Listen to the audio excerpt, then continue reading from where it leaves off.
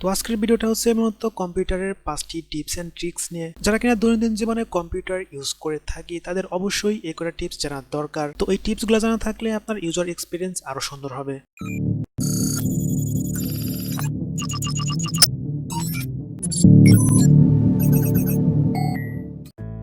তো এই লিস্টের 1 নম্বরে যেটা রয়েছে সেটা হচ্ছে ইমোজি। আমরা যখন কিনা ফোনে টাইপ করি, মেসেজ করি, তখন কিন্তু আমরা ফোন দিয়ে অনায়াসে ইমোজি সেন্ড করতে পারি।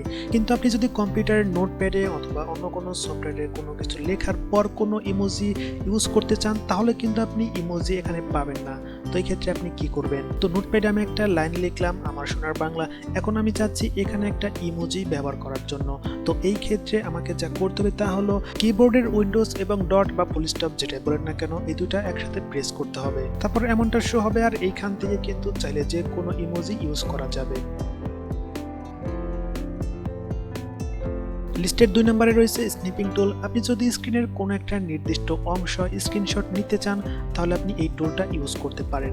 আর এটি উইন্ডোজের সাথে বাই ডিফল্টই সেট আপ করা থাকে, তাই আপনাকে আর এক্সট্রা কোনো সফটওয়্যার ইনস্টল করার দরকার হয় না। তো আপনি এই টাস্কবারের সার্চ অপশনে ক্লিক করবেন আর এখানে লিখবেন স্নিপিং টুল। তো এখানে আপনি যে প্রথমে যে কেজির আইকন যুক্ত যে সফটওয়্যারটি দেখতে পাচ্ছেন, এটাকে আপনি ক্লিক করবেন। তো আপনার সামনে একটি বক্স ওপেন হবে, আর এখান থেকে আপনি চাইলে মোডটাও চেঞ্জ করতে পারেন। তো আপনি যদি এই আইকনে ক্লিক করেন, তো এখান থেকে কিন্তু কয়েকটা অপশন দেখাচ্ছে। এখান থেকে আপনি দ্বিতীয় অপশনটা সিলেক্ট করবেন, তারপর আপনি নিউতে ক্লিক করবেন। তারপর আপনার যে অংশটুকু আপনার স্ক্রিনশট নেওয়ার প্রয়োজন, সেই অংশটুকু সিলেক্ট করবেন। ব্যাস এতটুকুই। আপনি চাইলে এটা জেপিজিতেও সেভ করতে পারেন, অথবা আপনি যদি স্ক্রিনশটটা কাউকে সেন্ড করতে চান মেসেঞ্জারে, তাহলে আপনার সেভ করার প্রয়োজন নেই। আপনি চলে যাবেন মেসেঞ্জারে এবং টাইপিং এরিয়ায় একটা ক্লিক করবেন, তারপর কন্ট্রোল ভি দ্বারা এই স্ক্রিনশটটা পেস্ট করে দিবেন এবং সেন্ড করে দিবেন। আপনি যদি এটাকে জেপিজিতে সেভ করতে চান, তাহলে ফাইল অপশনটায় ক্লিক করবেন, তারপর সেভ অ্যাজে ক্লিক করবেন। তারপর আপনি যে ফোল্ডারে ফাইলটি রাখতে চাচ্ছেন সেটা সিলেক্ট করে সেভে ক্লিক করে দিবেন।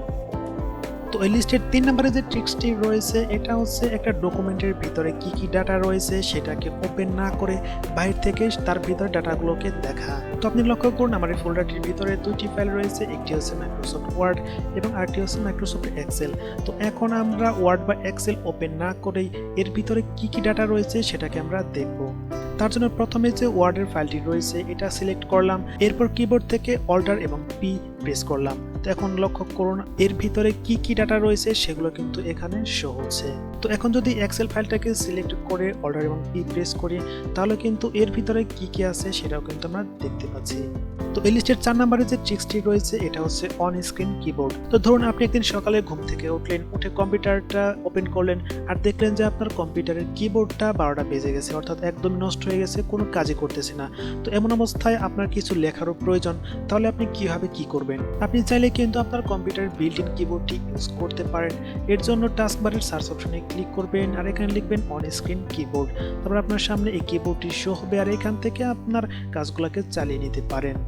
বাই দ্য ওয়ে, আপনার কম্পিউটারের কিবোর্ড তো একদম নষ্টই হয়ে গেছে, তাহলে আপনি সার্চ অপশন থেকে কিভাবে অন স্ক্রিনটাই লিখবেন কিভাবে?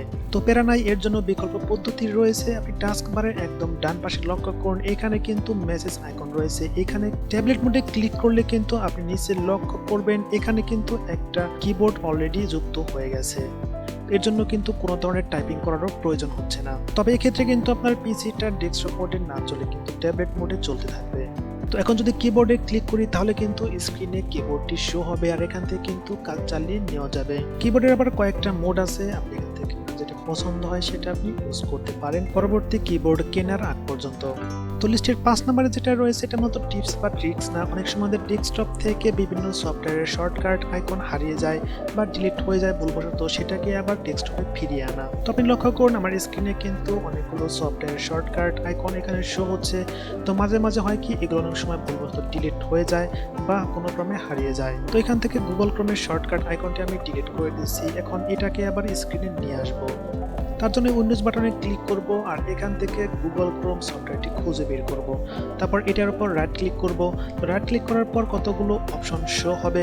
এখান থেকে আমরা চাইলে কিন্তু সফটওয়্যারটি টাস্কবারে পিন করে রাখতে পারবো, কিন্তু যেহেতু আমি এটার স্ক্রিনে অর্থাৎ ডেস্কটপে নিয়ে আসবো শর্টকাট আইকন হিসেবে, তার জন্য এখানে মোর অপশনটাই ক্লিক করব। তারপর ওপেন ফাইল লোকেশন এই অপশনটায় ক্লিক করব। তারপর এখানে আপনি দেখতে পাচ্ছেন এখানে কতগুলো শর্টকাট রয়েছে যেগুলো কিনা আমার ডেস্কটপে শো হচ্ছে, অর্থাৎ স্ক্রিনে শো হচ্ছে। তো এখান থেকে গুগল ক্রোমটা জাস্ট কপি করব, তারপর ফোল্ডারটি মিনিমাইজ করে দেব এবং স্ক্রিনে এসে রাইট বাটন ক্লিক করে এখান থেকে পেস্ট করে দেব। আর এখন দেখতে পাচ্ছেন এখানে কিন্তু গুগল ক্রোমের শর্টকাট আইকনটি চলে এসেছে, অর্থাৎ কিছুক্ষণ আগে যেটা আমি ডিলিট করে দিয়েছিলাম সেটা কিন্তু আবার এখানে পুনরায় ফিরে এসেছে। আর এইভাবে আপনিও চাইলে কিন্তু পুনরায় ফিরে আনতে পারেন ভুলবশত ডিলিট হয়ে গেলে বা কোনো ক্রমে হারিয়ে গেলে। তো এই ছিল মোটামুটি আজকের এই ভিডিও। আশা করি ভালো লেগেছে। ভালো লেগে থাকলে লাইক, কমেন্ট অ্যান্ড শেয়ার করবেন। আর এই পরিবারের নতুন হলে একটা সাবস্ক্রাইব করবেন।